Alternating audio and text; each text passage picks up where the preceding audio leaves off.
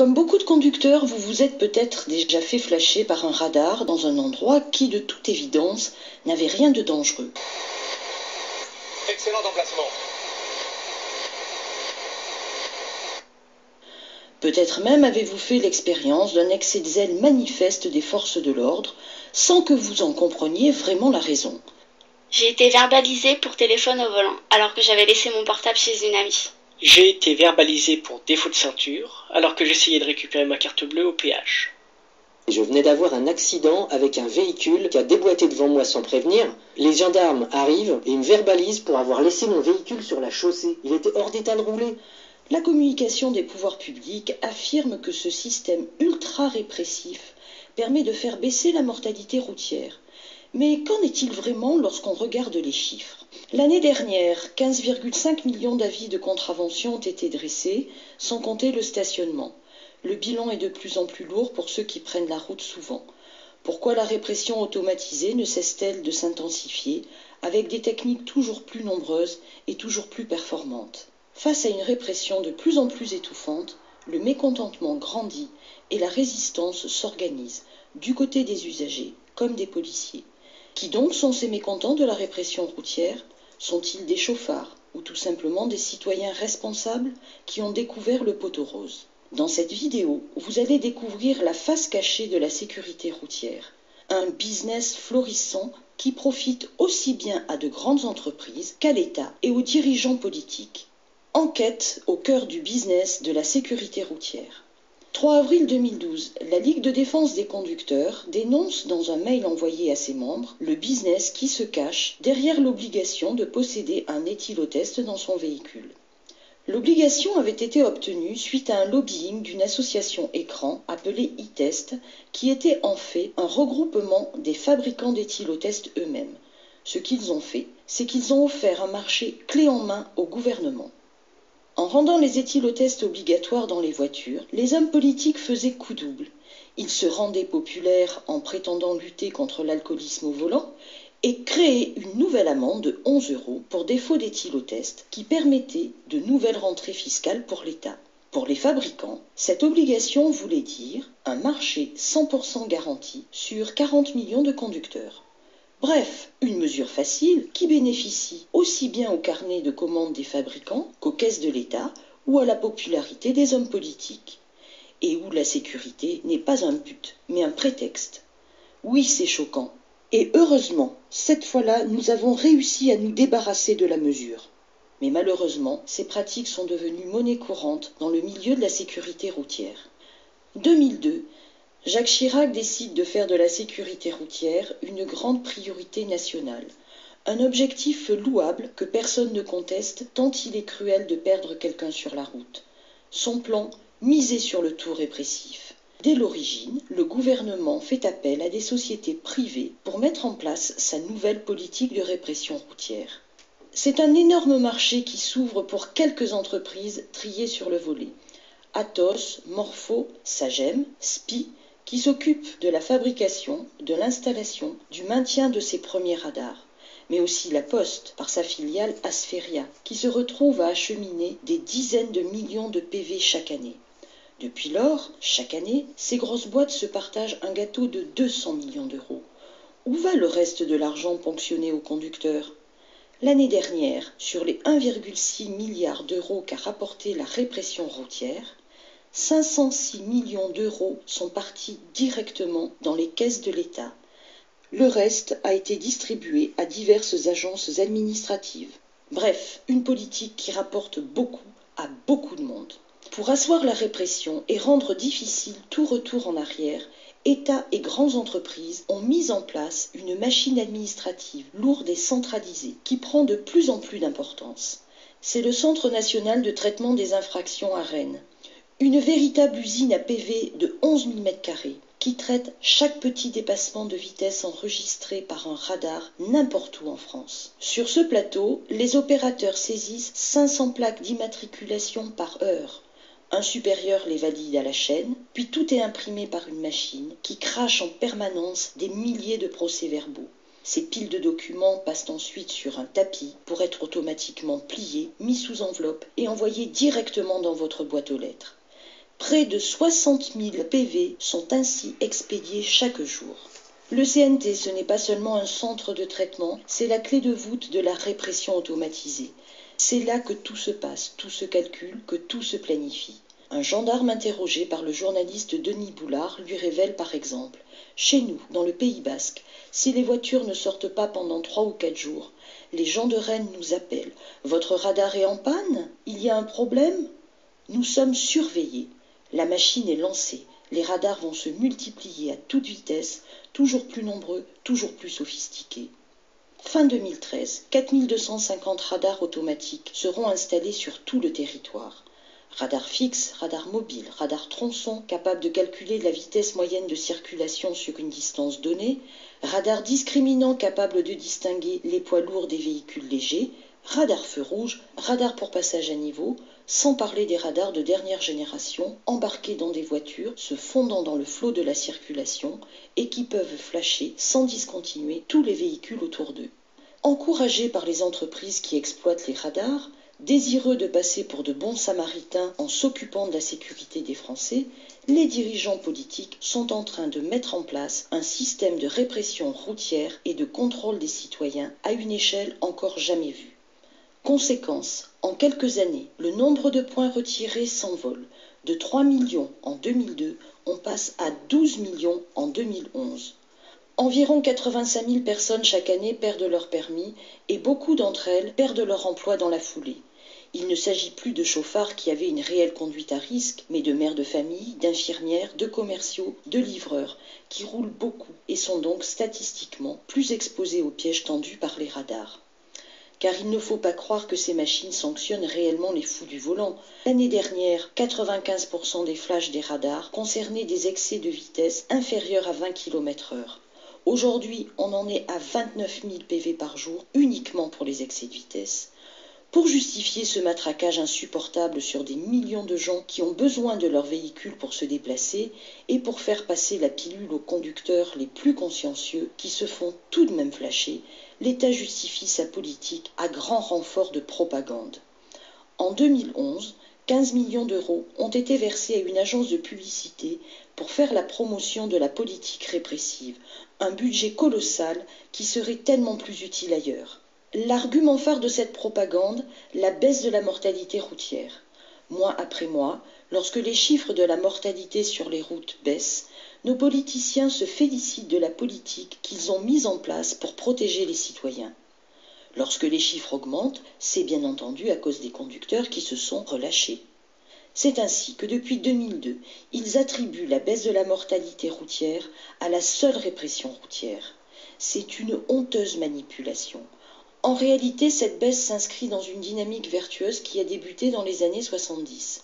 Amélioration constante des routes, aménagement des carrefours et des zones à risque, amélioration des véhicules, généralisation des airbags, amélioration des systèmes de protection, aide à la conduite, port de la ceinture.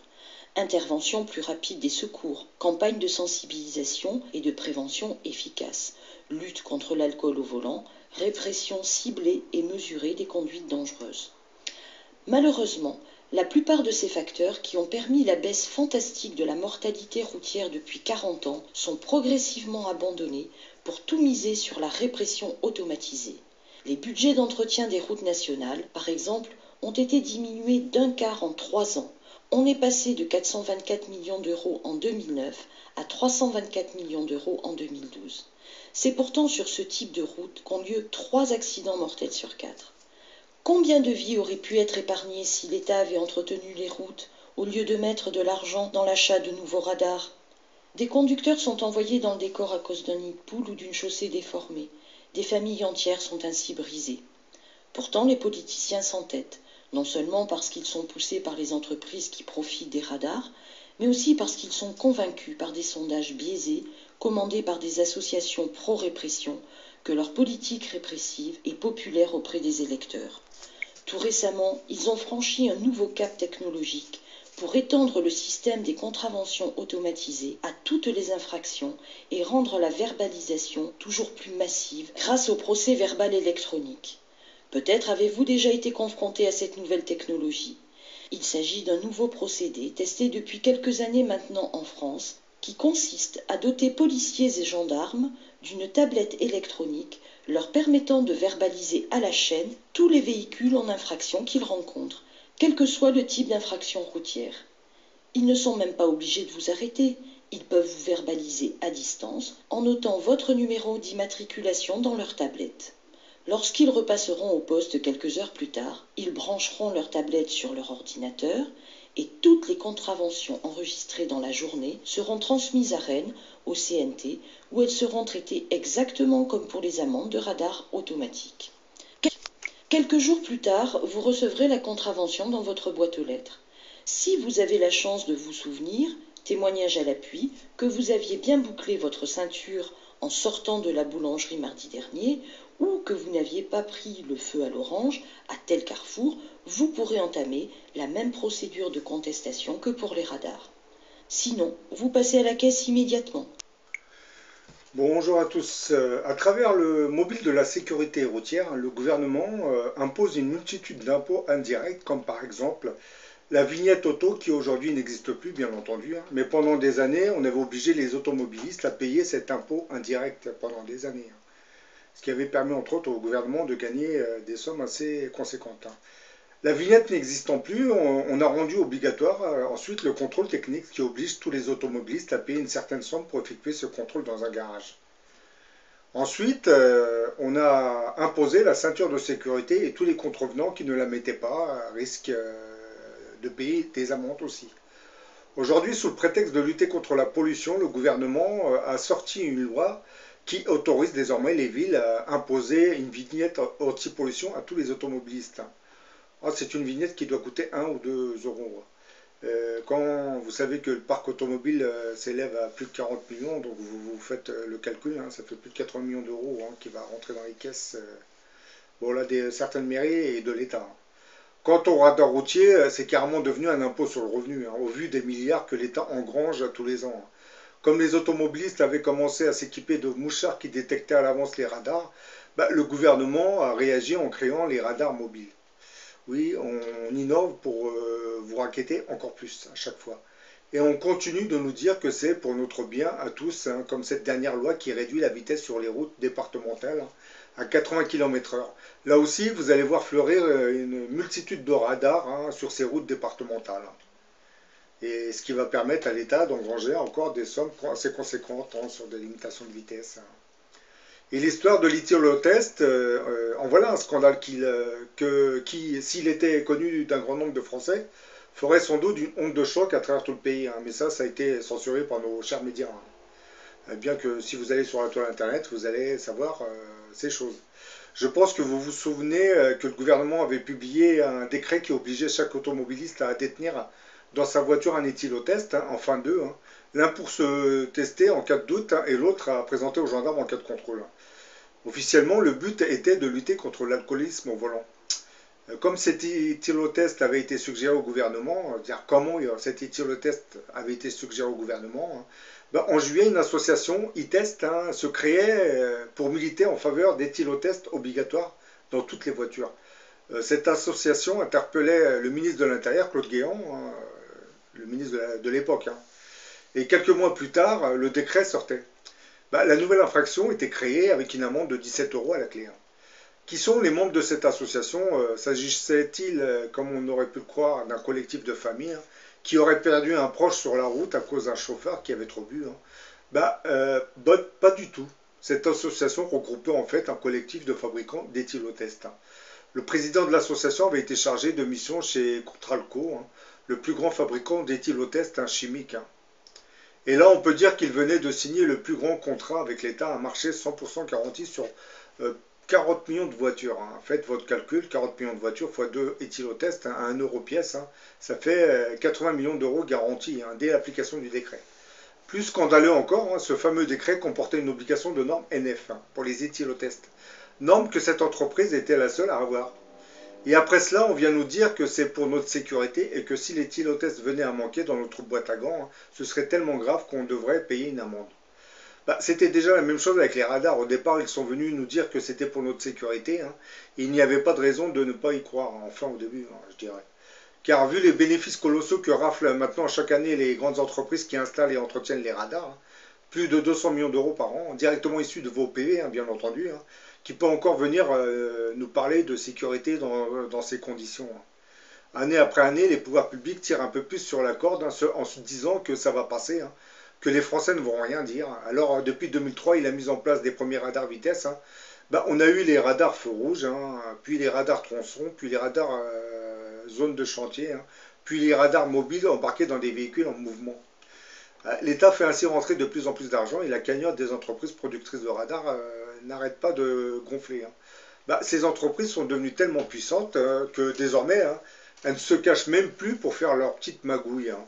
Par exemple, le fameux lobbyiste qui vient d'obtenir le marché du siècle avant de se lancer dans le business de l'éthylotest, hein, dirigeait déjà une société de radars et c'était même lui qui avait vendu les premiers radars feu rouge au gouvernement. Donc vous voyez, nous sommes en présence des mêmes entreprises avec qui le gouvernement fait ses affaires.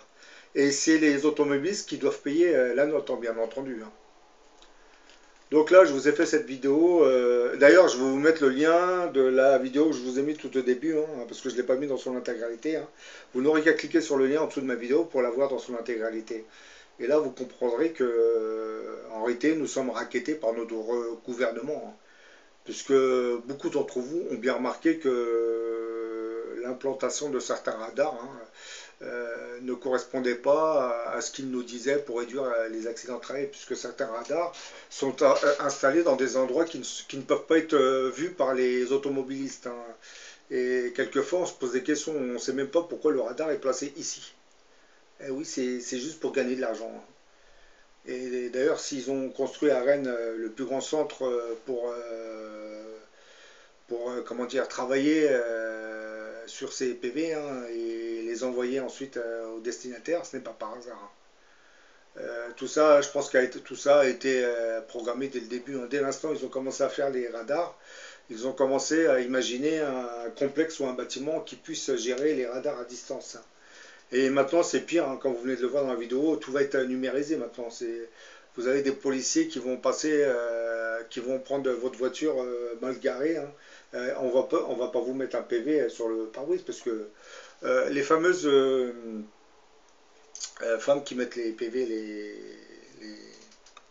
les contractuels, bah, ces pauvres contractuels vont finir par perdre leur travail aussi. Hein, parce que, vous savez, si les policiers ont des tablettes, c'est plus la peine de marquer sur un calepin la plaque d'immatriculation. Vous prenez l'image de la plaque. Hein, je pense que c'est ce qu'elles font. Ils ont dû les doter de tablettes. Hein.